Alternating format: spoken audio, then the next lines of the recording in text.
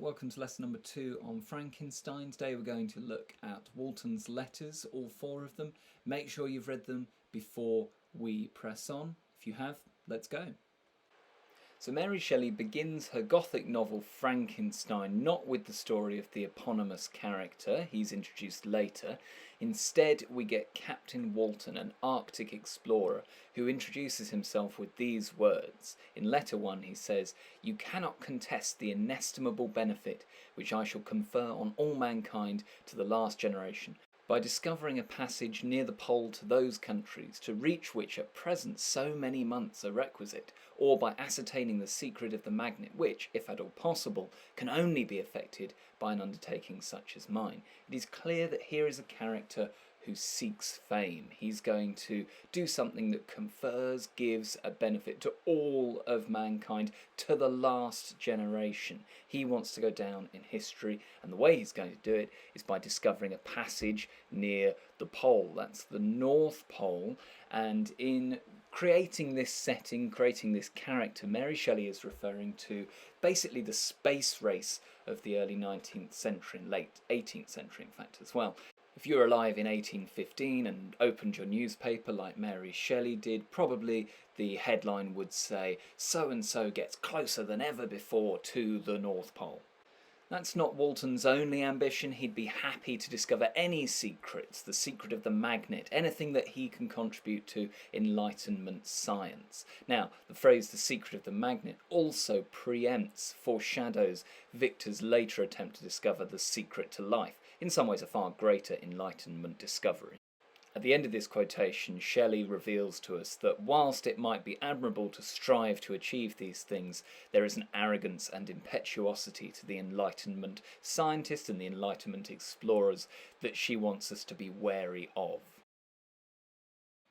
The scenario that we meet Walton in is that he's on his boat, travelling up to the Arctic, and pretty soon in the letters we learn that his ship has got stuck in the ice. So he's there, frustrated, unable to get closer to his goal.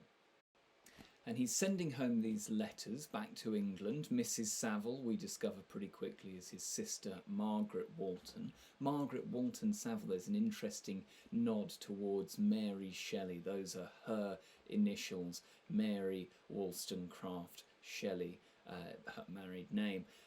Margaret Walton Saville receives the letters, but interestingly we never get any sense, of course, of whether she replies, other than the little hints that Walton gives us within his letters, suggesting that some kind of communication has come back from England. So think about the logistics of that. How do you get letters off a ship that's stuck in the ice back to England? There's something a little bit magical realist about that, a little bit willing suspension of disbelief. We need to believe that these letters get home somehow.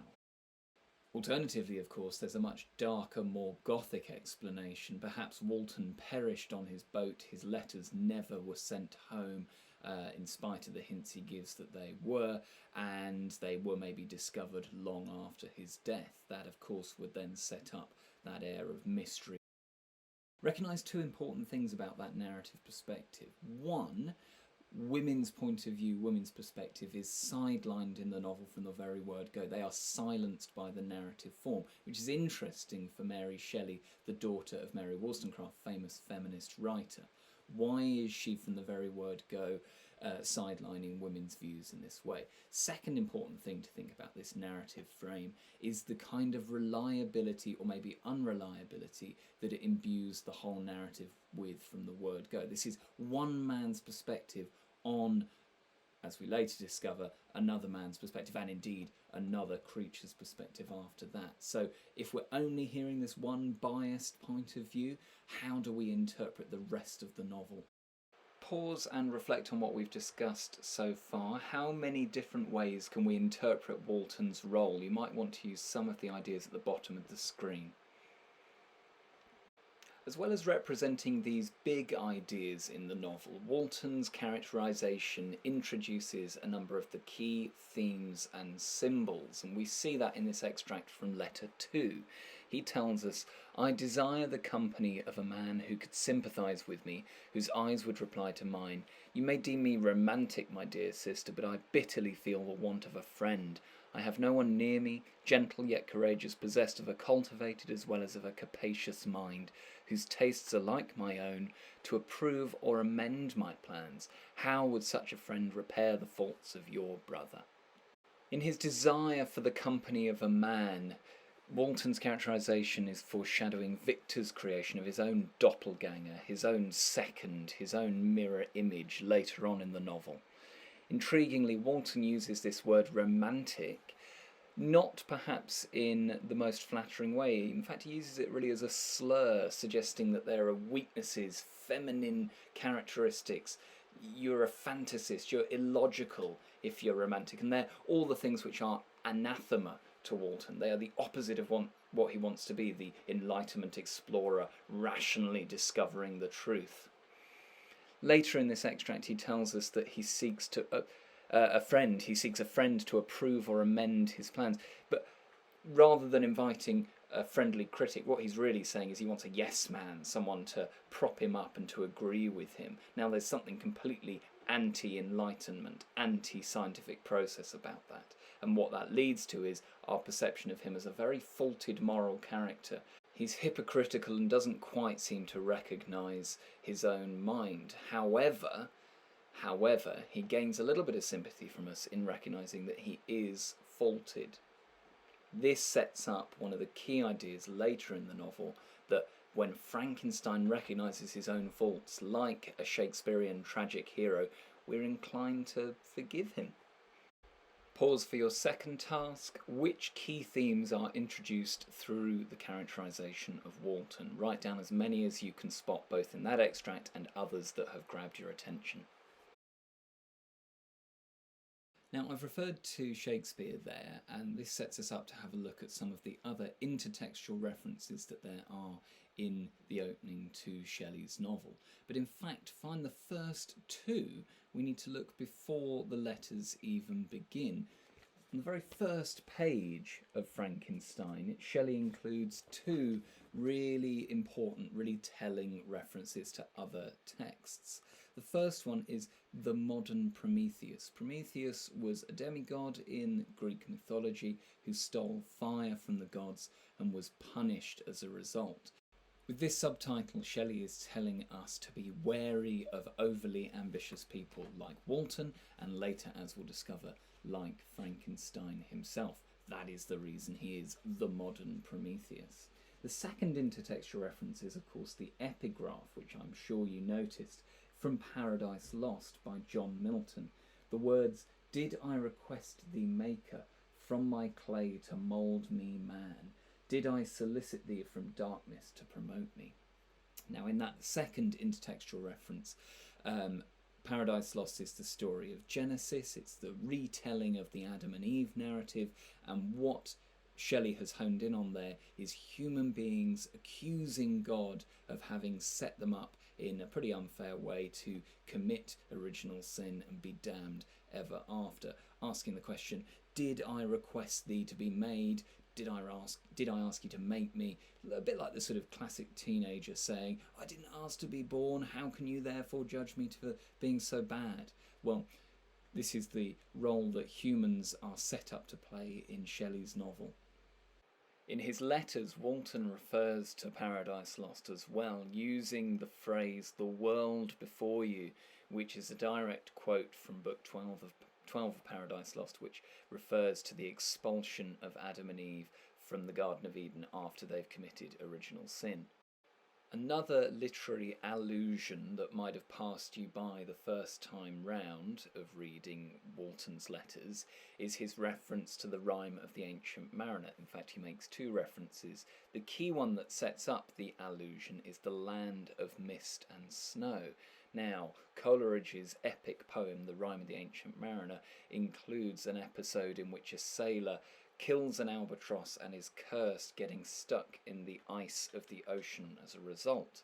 So there we have Walton drawing a parallel between his situation in the Arctic and Coleridge's cursed mariner. We later hear from Walton, however, how he believes, perhaps hubristically, that he is a stronger-willed character than Coleridge's narrator, because he, and I quote, will kill no albatross. He believes he's going to avoid the same pitfalls that Coleridge's romantic character fell into.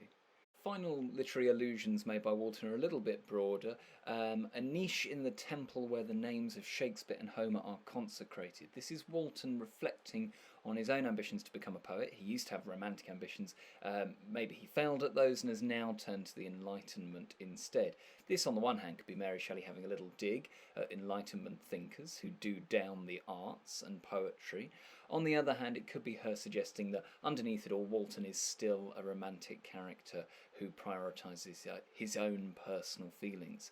Homer and Shakespeare, both really significant writers in the Western canon, and this in itself is a reference to something that romantic thinkers and people around the early 19th century were really obsessed with, the idea of a pantheon of thinkers and artists and philosophers. And for a really interesting example of this, you might want to look up Valhalla, that's Val with a W, Valhalla, built in Germany in the early 19th century. So with all of these literary allusions embedded in Walton's letters, it's clear that Mary Shelley, for all of his faults as a character, is telling us that he is an intellectual, he's well read, he's well educated. In that sense, he's the epitome of the Enlightenment. And it's really interesting now to think about the context of these Arctic explorers that Mary Shelley was inspired by. In 1815, a whaler, William Scoresby, made plans for a sledge expedition towards the North Pole, and his work was later published in a lecture in 1818, which we think Mary Shelley may well have encountered, in which case perhaps William Scoresby is the basis for Walton. Being a whaler, of course, would introduce this element of a certain amorality at the very least, if not an immorality in his actions. Mary Shelley condemning the explorers of the Arctic as much as she is kind of excited by the exotic lives that they lead. Pause for task 3. How did the context of Arctic exploration inspire Mary Shelley? So those are Walton's letters, and that's our introduction to many of the key themes, key ideas as he represents, Captain Walton represents, that then continue throughout the novel. He is the character who introduces us to Frankenstein towards the middle of letter 4. And in our next lesson, we're going to think then about how the introduction to Frankenstein continues as we meet his family and are later introduced to the scientific exploration that he begins at university. I'll see you then.